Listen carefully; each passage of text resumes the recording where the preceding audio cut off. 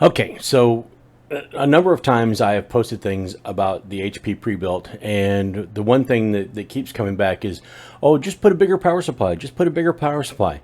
There's some problems with that, and we'll discuss that in just a moment.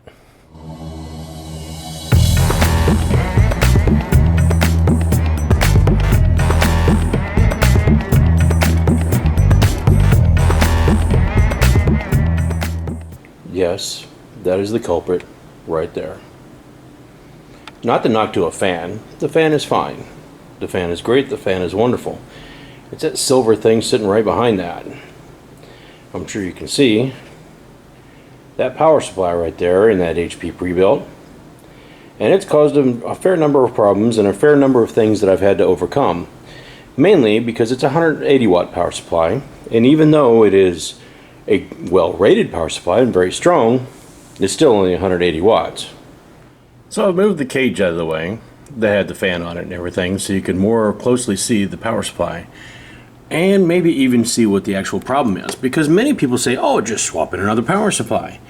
Well, as you can tell, it's a much smaller size, and well, it won't really fit a standard power supply. But the other part of that is, if you see this little connector right here, that's HP's proprietary connector, and they also have other things that, you know, go further up. They connect over to here, CPU power, and they connect over there, which is your actual board power.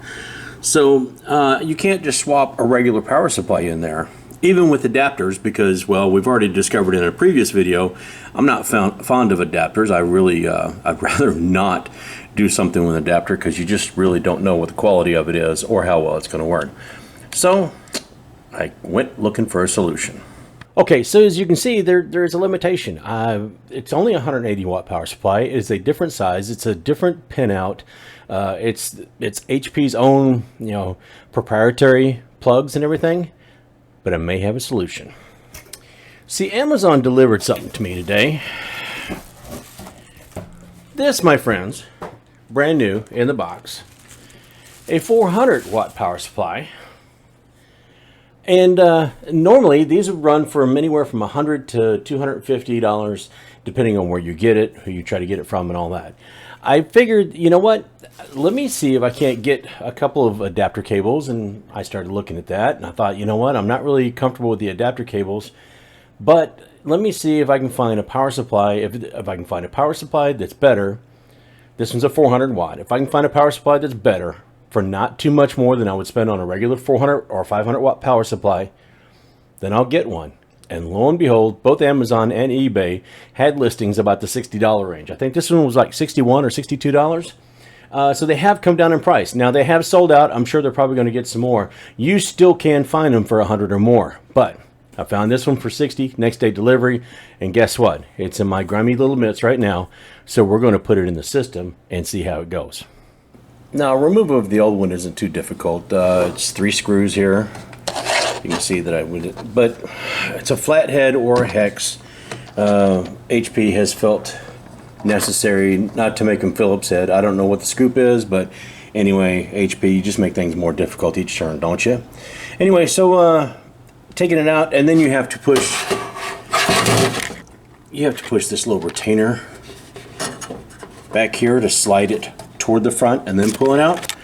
But otherwise, taking it out's not too difficult. There's just a bunch of little, like little standoffs, little clips or whatever, spaced out occasionally that you have to kind of loop the wires back behind. But it wasn't too difficult trying to take it all out. So it's removed. Let's get the new one in place and see what happens. Putting the new one in works just the opposite way. Make use of the cable tie backs that they've already got. Probably the easiest thing to do is go ahead and take off this little front cage part. This is actually held on by a screw from the front. So it might be easier just go ahead and take that screw out, take this off, and that way you can route them with no problem. Then we'll finish it up. We'll turn it back on. We'll make sure it works and give our final conclusions. All right, before we actually get it turned back on and all that stuff, I just wanted a little bit of a reminder of why we're doing this. I can now hook up a video card in here without having to use any kind of adapter or have to worry about whatever the power requirement is or anything. Most video cards that are mid-range or lower range video cards that do take an external, I've got the external power for it now. So it's a 400 watt power supply, so anything that I can get that will be rated for under 400 watts will fit easily into here. I've already got the slots for it, and she'll be good to go. All right, it's time for the crap your pants moment. Here we go. Pushing the button. Waiting. Come on. We have fans. Do we have anything over here? Anything? Bueller. Bueller.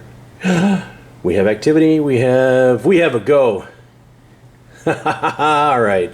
So while that's coming up, I'm going to move on to the next part of this video.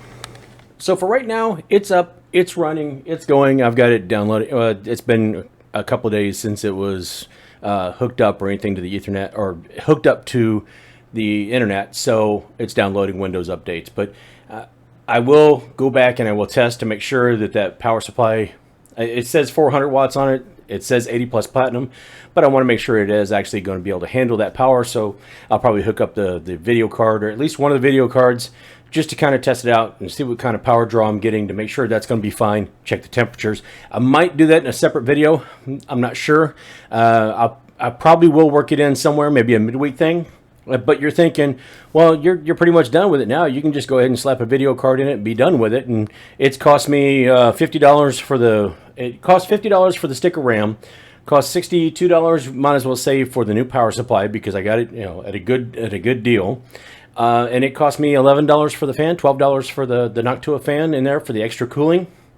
And you would think, okay, I bought the system for about $600, and I spent maybe $120, $130 extra. So I've got a pretty good gaming solution. Not so fast, my friend. Guess what came today? This is the 5600G. Currently, that system has a 4600G.